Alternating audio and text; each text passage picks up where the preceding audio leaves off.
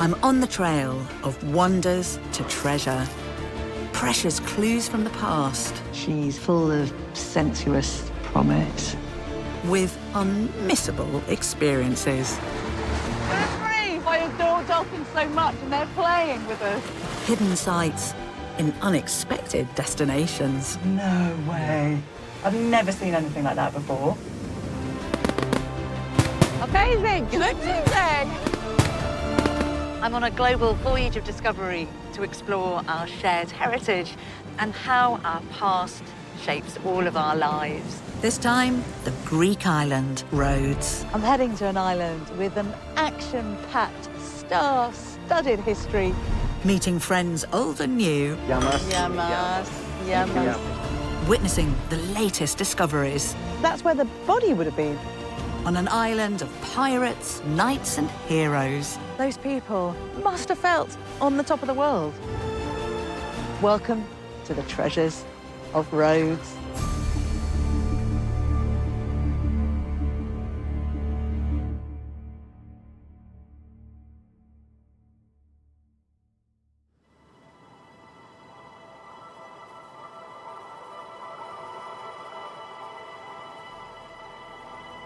In the South Aegean, there's a group of islands called the Dodecanese. Rhodes, the largest, is blessed with 300 days of sunshine every year, at a pivotal position between 3 continents, Europe, Asia, and Africa.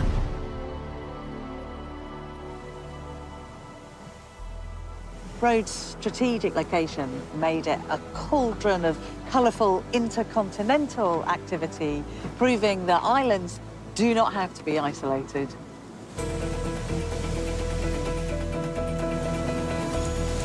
It's been luring seafaring tourists since antiquity. My first treasures are the attractions that made Rhodes the original Roman holiday.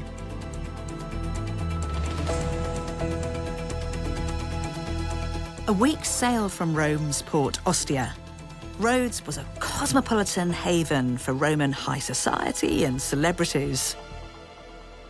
The island nourished body and mind. But these were choppy waters in every sense, even for future Roman emperors.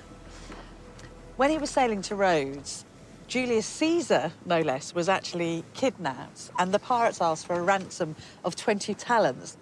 Brilliantly, he said, "Do you know who I am? I'm worth at least 50. And we're told that he hung out with them for around 40 days, sort of acting almost a bit like their military leader, but telling them that if he were released, he would have them killed. By this time, they'd sort of become friends, so they thought he was joking. But the minute that he got his freedom and was released, he ordered their brutal execution.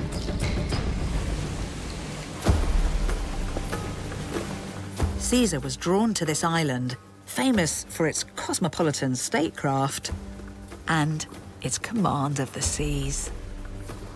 The Rhodians were considered to be such expert sailors that some of their ideas about how people should basically behave in international waters were codified into something called the Lex Rhodia, which was a kind of ancient guide to maritime affairs.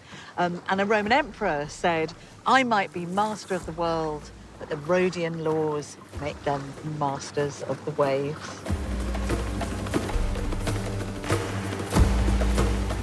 The Rhodians became the iron-fisted pirate police of the Mediterranean.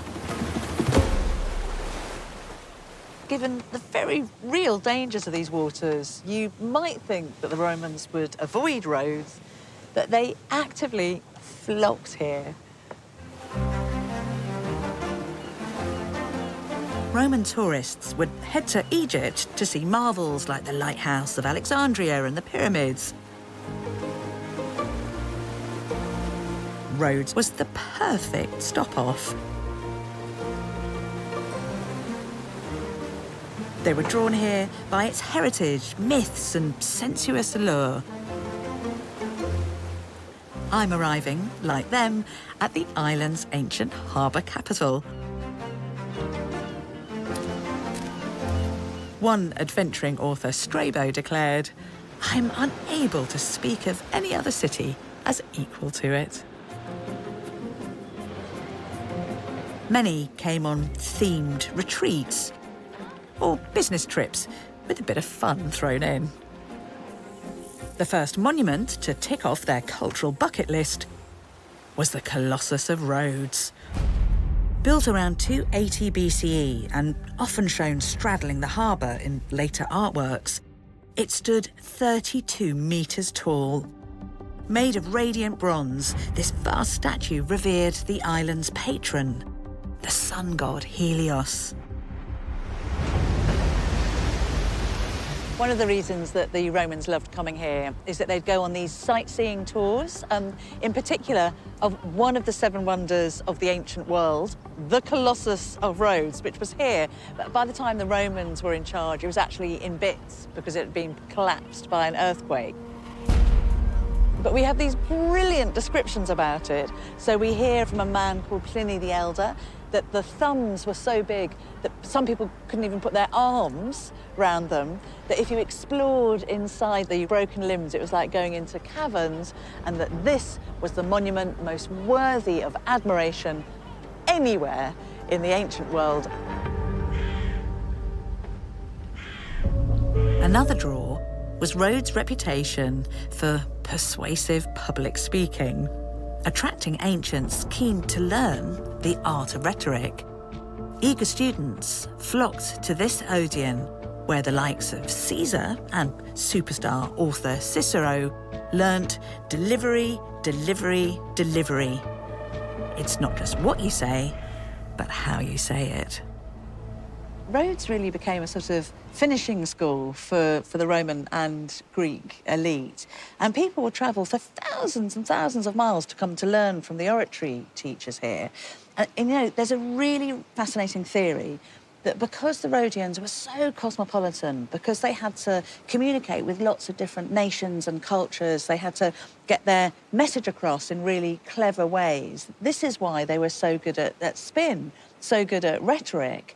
So the lessons learned here would play out in world events, and Rhodians, or people trained here on Rhodes, would end up being used as arbitrators right across the Roman Empire. So what happened here definitely affected world events. The island also boasted exquisite, unforgettable art.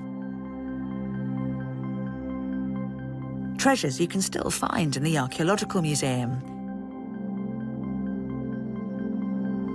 including this fabulous sculpture of Aphrodite, Venus for the Romans, made over 2,000 years ago. There's lots that's special about this gorgeous goddess of love. First of all, her marble skin has been really highly polished, so there's a sheen to it, so it almost looks as though she's just stepped out of a bath, or the sea, and her skin is lovely and wet. And also, if you think about it, Aphrodites or Venuses are often shown with their hands covering their breasts and their sex as if they're a bit kind of embarrassed. Not this gorgeous creature. She's liberated and open and just full of sensuous promise.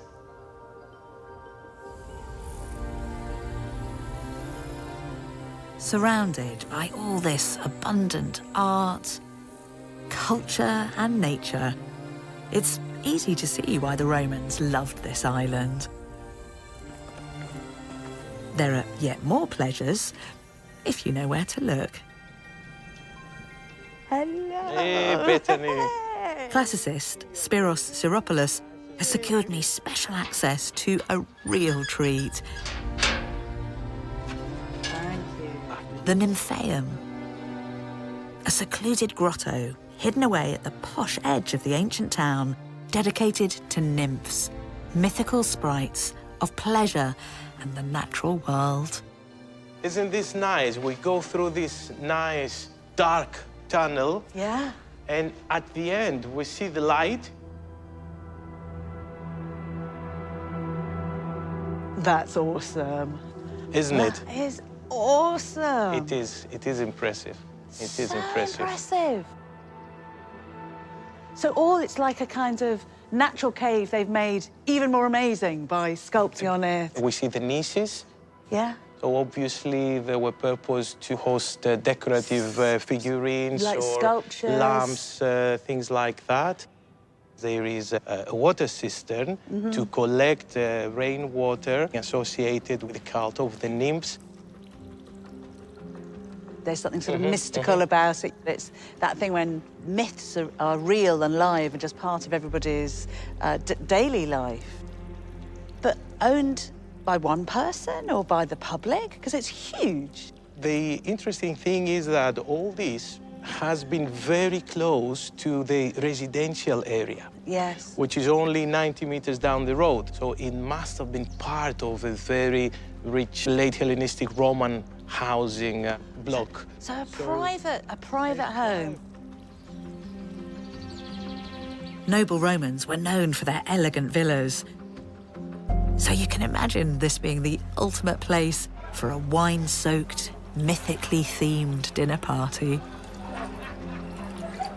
I love the fact that they were here in the Hellenistic times, the time just after Alexander the Great, and then the Romans are here, and the Romans are loving this place, aren't they? It became a very popular resort for the Romans. Romans came here to study oratory and philosophy, mathematics, even astronomy. The big schools were here, and they just fell in love with the place. Still feel the same. Yeah, it's just dropped on your shoulder. A little bit of purification ritual. I love it. That's what I like about Rhodes. You can never escape the past.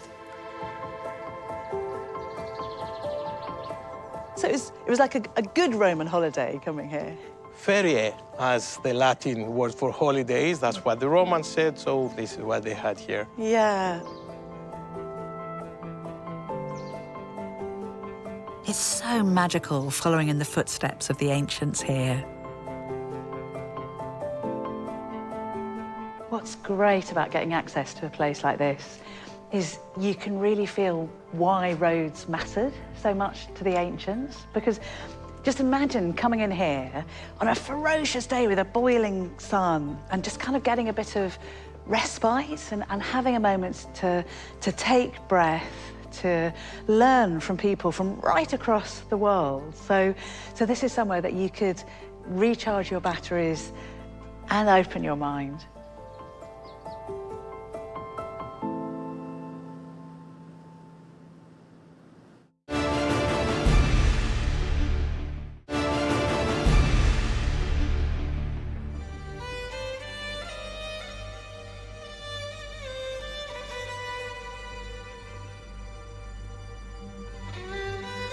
I'm exploring the rich Greek island of Rhodes. This place is all about connection and links to the world beyond its shores. Mastery of the waves was key to the island's success.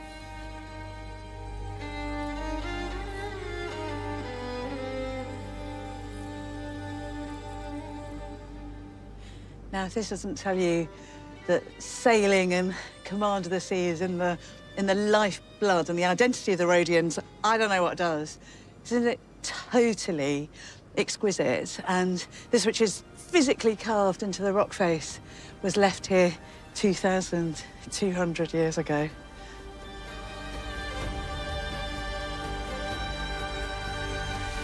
Rhodes' maritime dominance was nourished by its environment.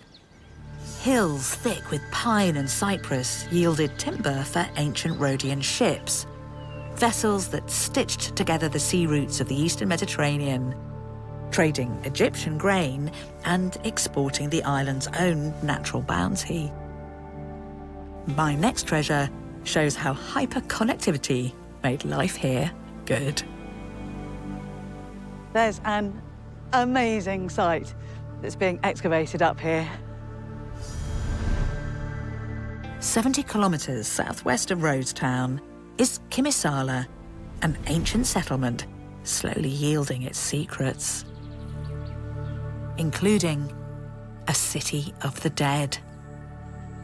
For 2 decades, archaeologist Manolis Stefanakis and his team have been piecing together the lives of the islanders buried here. You got us on action. And we're the first film crew to be invited. Kalimera, guys. Hi, yes, hi, Kalimera. This is Bettany. Hi, is somebody in? Sava in sits the tomb? inside. That's where the body would have been, is it? That's a built bench inside the chamber where the body was lying. Whoa. And not the only one, I'm guessing. No, I have so many more to show you. Please come with me. So far, the team has studied bone evidence from just 10 individuals Hi, Kalimera. to try to understand their lives. This is obviously where it's all studied and analysed. I've just got to tell you this. This was the old police station village, and they're looking after their work. It is amazing how much material there is here, isn't it? Yeah, of course. Bountiful finds, wine jars, jewellery and honey pots prove Kimisala was home to a thriving mountainside community. Oh, lovely. It's part of a handle, is it? Yeah, lovely little handle. It's that kind of moment when you're literally puzzling all the info together. Dating goods from the graves, we know Kimisala thrived from the 7th century BCE to the 6th century CE. That's more than 1,000 years. To flourish for so many centuries, the outward-looking islanders had to take every advantage of this abundant valley with a seaport and rich plateau where vines still grow.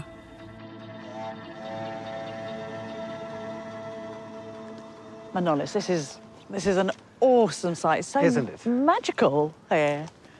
And this section of it, what are we walking through now? We are passing through the central necropolis of Kimisala, which is a vast area. We estimate about 500 tombs in the whole cemetery. 500? Yes, some Here. of them have been excavated. Most of them are not excavated yet. Right. And as you see, they're all dug in the rock. In the rock face, yeah. I mean, who are they? What were these people doing when they were alive These are the here? people living in the so-called demos of Kimisalis. Yes. So these are, let's say, villagers. It's so rich, Rhodes as an island, in terms of natural resources. So these are probably people who are making their living from farming and sort of olive oil production. Yes, we know they had bees, Oh. living through beekeeping, Yeah, yeah, apparently producing a lot of olive oil. yes. We have a lot of evidence of olive presses. I've seen quite a lot of goat poo. So there are still goats, Yes, goats and hundreds sheep. of goats around. Look at this. This is our best and largest so far tomb. Yeah. Can I go down? Yeah, definitely. So what they do, they dig a corridor Yeah, or a four-room, as we call it, yeah. to go to such a depth that then they can penetrate the rock and create a chamber. Right, right. Now, in this case, because they accidentally found a cave, a natural cave in the rock, they built the front of it. They left a small entrance. Yeah, You can see the big stone that was shutting the entrance. yeah. We think family groups were buried together. And a 100-metre clamber up the mountainside brings you face to face with the sacred heart of Kimisala. Wow, look at this. Huh. You didn't tell me about this. I didn't. You didn't? A little... Now you discovered. Yeah, a little cheeky surprise. That's incredible. So these are the... What, We're just beneath the walls, yeah. the fortification walls of the city, of the Acropolis, actually. Mysterious carvings are yet to be analysed. Very impressive. And this goes all the way round, does it? It goes all the way around, about 560 meters. Acropolis means highest point of the city. And there's another treat up here. Wow, look at that. On the very top of the Acropolis. Yes. And Top this of is the our world. pretty little temple. But to whom? Do you know which god or goddess? We assume it could be Apollo or Artemis, Yeah. his sister. It feels like it could be Apollo, though, doesn't it? Up here, up on the sun. And they love Apollo and Helios and sunlight here. The Acropolis connects all the settlements around, connects the port, connects the island across, connects everything.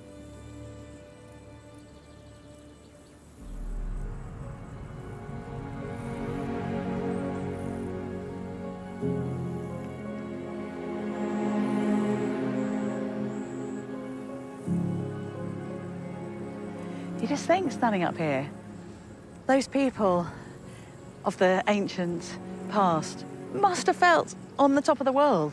They could see their beautiful ships made here on roads, setting out across the oceans to kind of trade and bring wealth back in here and defend them if there was an enemy navy arriving. And you've got connection to 3 continents, to Europe, Asia and Africa. I think it was Apollo who was worshipped up here because there's light all around. They loved light on this island. And Apollo is the god of reason and possibility. So, you know, you feel like lots of things are possible up here. So, I reckon this was Apollo's spot.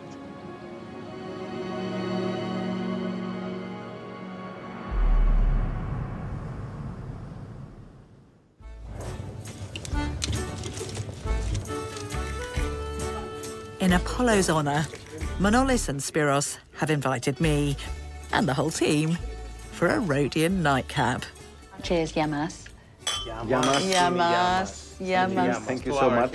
To our health. Kimisala's wine is name-checked on Egyptian papyri, and Rhodian wine jars have turned up in every ancient site around the Med.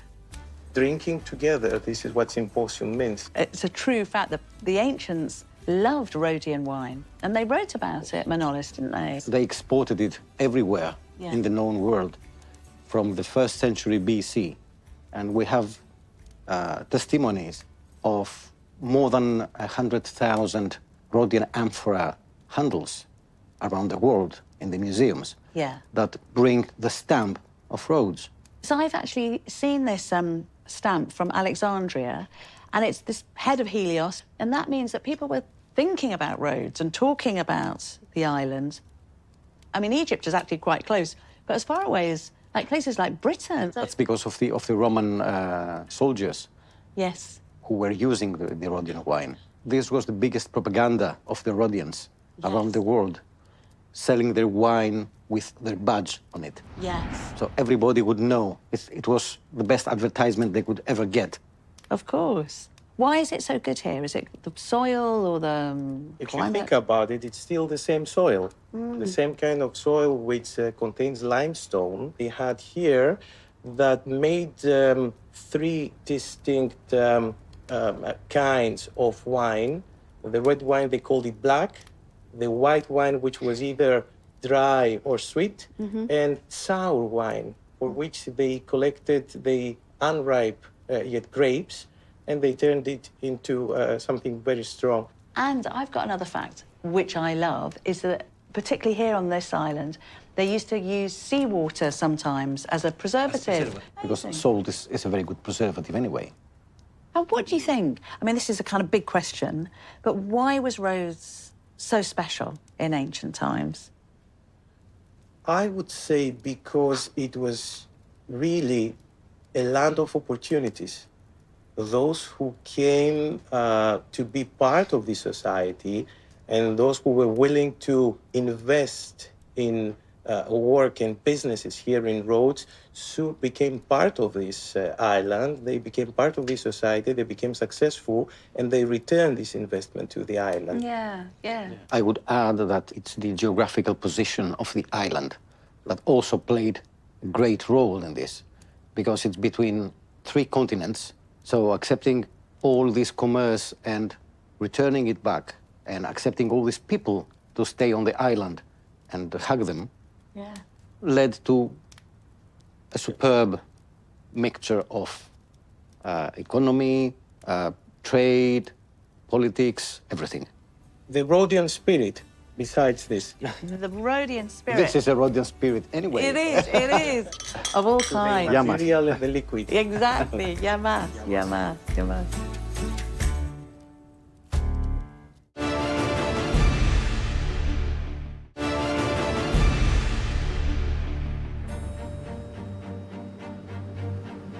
Across the ages, Rhodes maintained its status as the jewel of the Aegean, a perfect foothold between East and West.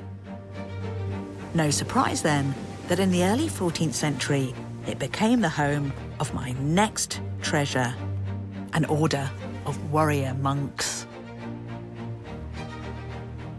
The Knights of the Hospital of St. John of Jerusalem, or the Knights Hospitaller, as they came to be called, ushered in a new chapter in the story of Rhodes, and they changed the face of the city forever with these formidable fortifications.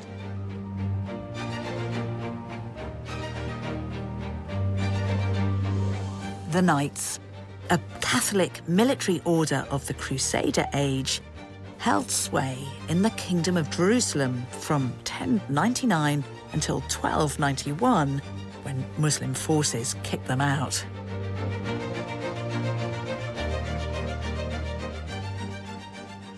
After the Kingdom of Jerusalem fell, the Knights found themselves on the run. For a while, they ended up in Cyprus, but they really wanted a permanent home. So they set sail across the Mediterranean, heading for Rhodes. And in 1310, after tricky campaigns, they finally took the island. The Knights were known for offering protection to pilgrims, and one of their main initiatives on Rhodes was to build a hospital. It offered care for the sick, poor and injured without distinction between faiths. Today, it's home to one of my favourite places on the island, the Archaeological Museum of Rhodes. The hospital had separate wards for infectious diseases and maternity care. A fireplace warmed the rooms, and each patient got a servant, their own bed, a woolen hat, fur-lined coat and slippers. Linen sheets and covers were changed 3 times a week. Its gardens were a medicine chest, growing herbs and plants for the treatment of various ailments. A dedication to care still embodied in their most enduring international legacy, the First Aid Service, St. John Ambulance. It wasn't only the hospital the Knights built. A massive construction campaign left Rhodes Town as one of the best preserved Gothic cities in Europe, enclosed within 4 kilometres of impenetrable walls.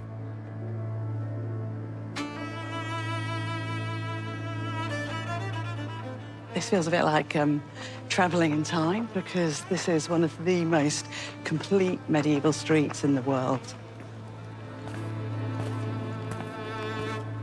The Odos Ippoton, or Street of the Knights, would have been bustling with men ready to join the order, drawn here by promises of land and wealth.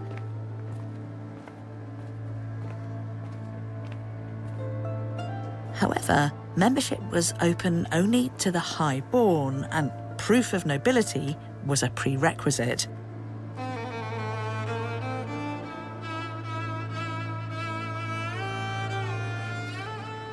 Young men would travel here from right across Europe, and they'd take vows of poverty, chastity and obedience, and promise to look after the poor and the sick.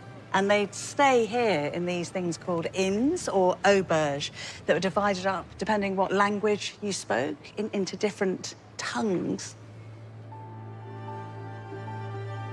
Imagine, each with their own coat of arms, arriving as soldiers from what's now France, Germany, Italy, England and Spain, the knights were drawn into Rhodes' melting pot of cultures.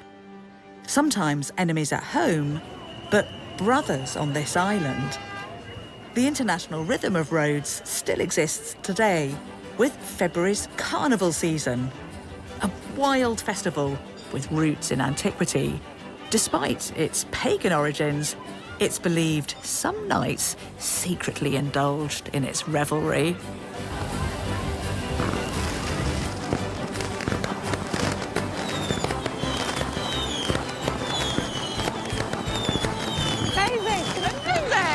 Medieval enthusiast Anna Akiola is joining me at the celebrations that have been revived today. Anna's been looking after us here on Rhodes, and she's passionate about the medieval world. Yes, of course, it's part of them because, you know, all the medieval buildings, the medieval city there is, they live inside it. So it's a live heritage. The carnival is a multicultural event. Yeah. You know, besides, Rhodes has always been multicultural, and the time of the night, there were so many different lands, the nations. They met here, and they lived all together, from England, from Portugal, from France, from Italy. Yeah. All these people here, along with the Greeks. Yeah. They were united, and they would live very connected to each other, the different communities. And the knights were very friendly with the locals here, especially after the first 10 years of their being in the island. They organized a hospital that would accept the poor and the nobles the same, you know, they would take care of them the same. That was not very common in medieval Europe, and that helps us understand that we share some common roots, common culture. We are not separate from each other.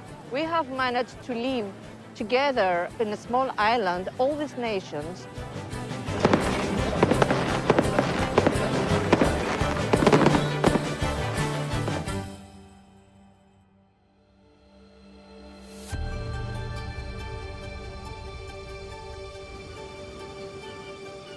After a long night, I'm up early to immerse myself in the medieval world of the knights in Rhodes' Old Town.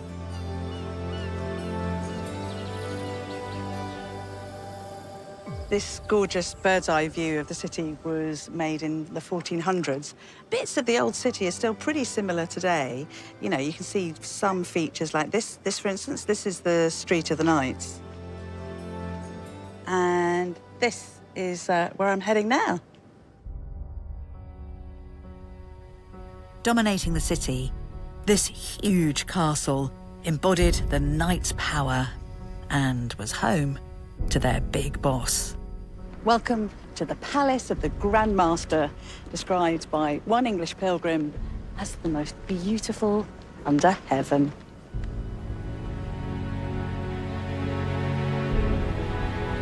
The labyrinthine building housed the knights' council chamber, dining rooms, chapels, and the apartments of the Grand Master himself. The castle we see today was reconstructed, but you can still feel its original domineering presence.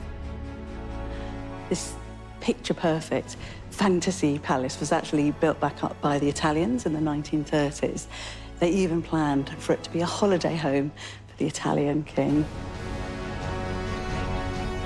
Having taken control of the island in 1912, the Italians spared no expense in preserving the medieval spirit of this architectural gem. Even Benito Mussolini's left his mark. For the holy knights who originally built it, the palace wasn't just a fortress, it was a spiritual haven. Its halls and courtyards, chapels and sacred spaces were used for worship, rituals, and inductions to strengthen the knights' international bonds of brotherhood.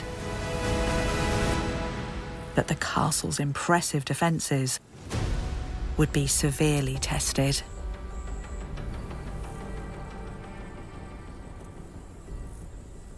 In 1522, a massive Ottoman fleet assembled in the bay, controlled by the Sultan Suleiman the Magnificent. The knights and the islanders were outnumbered and fought really valiantly, but they just could not win. After the Ottoman victory, the Holy Roman Emperor Charles V said nothing in the world was ever so well lost as Rhodes.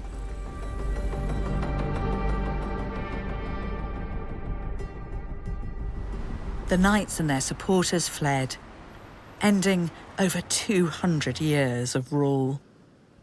The palace would become an Ottoman fortress. One of the churches was used to store gunpowder with disastrous results. Over 300 years later, in 1856, the gunpowder exploded, wiping out the church and destroying the castle, until it was restored by the Italians. More than just soldiers, the Knights Hospitaller of Rhodes were architects of an era. They defended the island, blended diverse cultures, and their legacy stands in stone.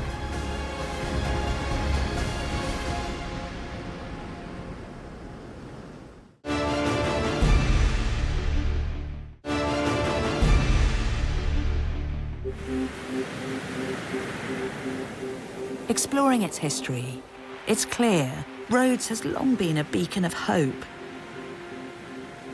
A crucible of opportunity and enlightenment for many cultures, all learning to live together.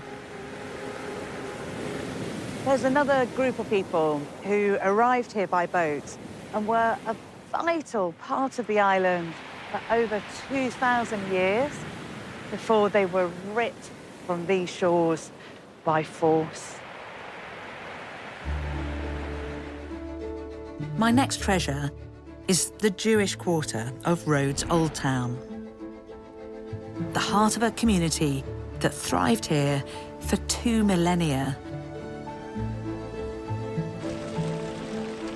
Mentioned in the biblical Book of the Maccabees, a Jewish settlement was established in Rhodes right back in the 2nd century BCE.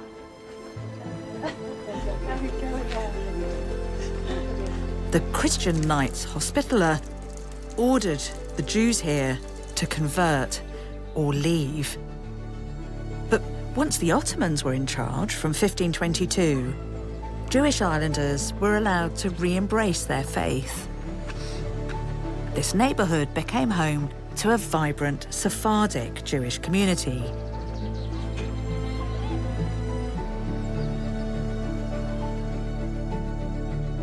Expelled from Spain and Portugal, settlers brought with them Judeo-Espanol, a language that gave this place its pet name, La Juderia.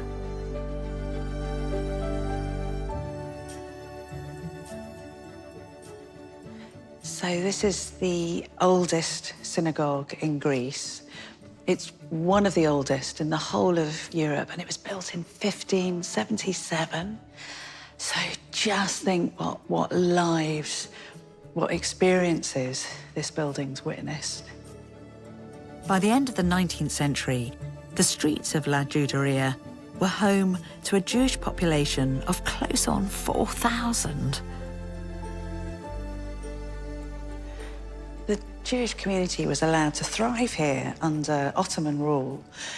So that's 400 years of peaceful coexistence. But in the early 20th century, everything changed. The Ottoman Empire's power was waning, and Italy seized the Dodecanese Islands. By 1938, under Mussolini's fascist regime and with anti-Semitism on the rise, a sinister situation was evolving and thousands fled. Tragically, worse was still to come for those who remained. During World War II, Hitler's Germany took control. From July the 18th, 1944, orders were given for Jews on Rhodes to report to Nazi headquarters. The Turkish Consul General, who was Muslim after all, suspected this was a trap. He confronted the Nazi commander and insisted that any of the population here who had Turkish citizenship should be spared. He managed to smuggle them out with friends and family on boats across the water to safety. And he said he was simply doing his duty as a human being.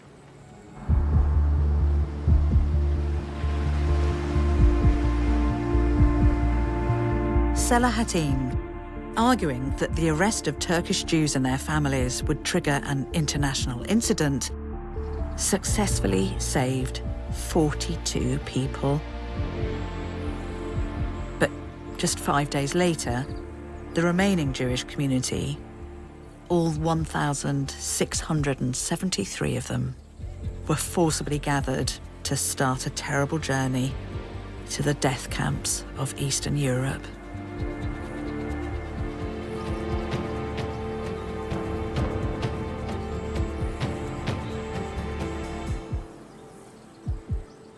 Carmen Cohen is director of the remaining Jewish community in Rhodes. You know, Carmen, it's so moving and haunting walking through these streets. Rhodes was called Small Jerusalem. What's this? There were 5 synagogues in this quarter and 2 yeshivot. That means places that they were studying the Torah. And do you think when they were asked to gather in these streets, those women and men and children, do you think they knew what was happening when they were being asked to leave by the Nazis? I don't think so. They thought that they were sent somewhere for work. They asked in the beginning from the men and the boys up to 16 to go to the headquarters of the Air Force in Rhodes. After a couple of days, they were taken to the port after having the alarm to ring. So everybody of the rest of the people living in the island to be in the houses so they don't see what was happening. Right. And I didn't realize that as well. So the other islanders, they were told to stay in their homes, so they couldn't come out. Yes, to they protect couldn't them. see what was happening as they were taking them to the port.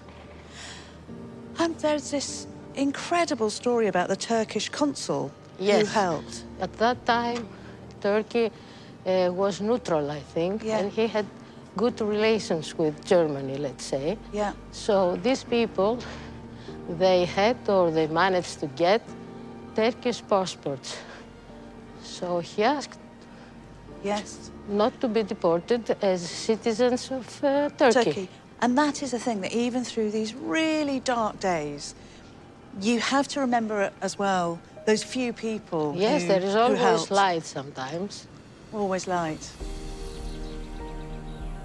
And that is something that's special about Rhodes too, because you have had all faiths living here peacefully together. For such a long time. Yeah.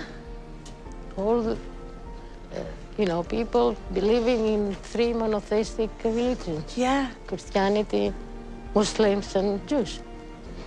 And why do you think that is? Why do you think the island helps that to happen? I think because of the position of the island. It's in the middle between Eastern Europe and East and... Yes. And it just proves that if we need to get on together, we can get on. Yes, of course we can. That's for sure, because we are still living now all together. The Yes. same.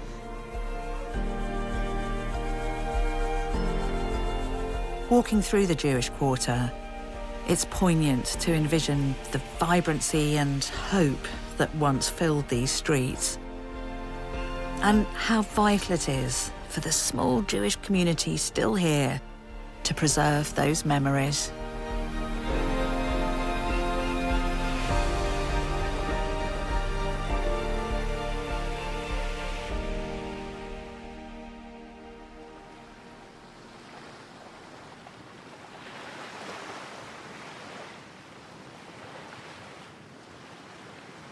Sitting here just makes you think of the extraordinary bravery of that single young man here on the island of Rhodes who came from Turkey, from just over there, at the time of World War II when terrible things were happening to so many people. But he risk his life and the life of his family to save others, people he didn't know. So although it's an utterly sorrowful story, there are these tiny, tiny glimmers of hope. There's so many stories here on Rhodes of people managing to live together. This is a place where different religions, different faiths, different cultures have managed to work out ways of respecting one another. So it's an island of light and hope in lots of ways.